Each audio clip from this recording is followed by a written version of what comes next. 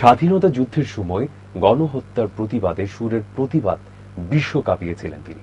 তুলে ধরেছিলেন বাংলাদেশের গৃহহীন নরনারীর করুণ কাহিনী, জুগিয়েছিলেন আর্থিক সহায়তা।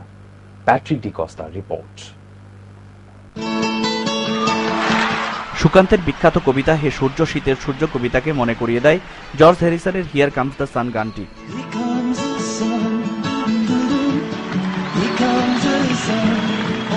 আজ তার জন্মদিন। 1943 সালের এই দিনে ইংল্যান্ডের লিভারপুলে তিনি জন্মগ্রহণ করেন। 1958 সালে মাত্র 15 বছর বয়সে স্টেজ মাতিয়ে তিনি বিশ্বখ্যাত হন। যোগ দেন তৎকালীন সারা জাগানো দল দি বিটলসে।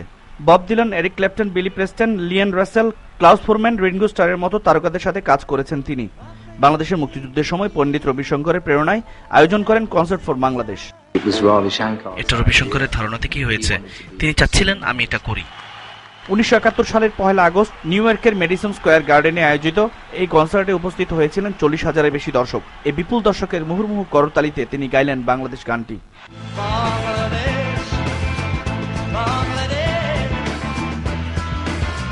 এই কনসার্ট থেকে আয়ের সব টাকাই তিনি দান করেন বাংলাদেশের উদ্বাস্তুদের জন্য।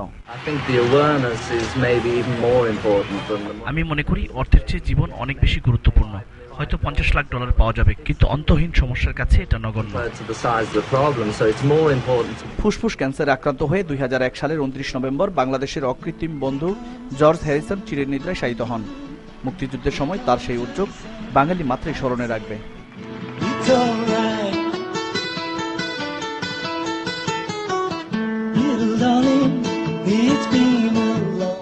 প্যাট্রিক ডি কস্তা, মাই টিভি।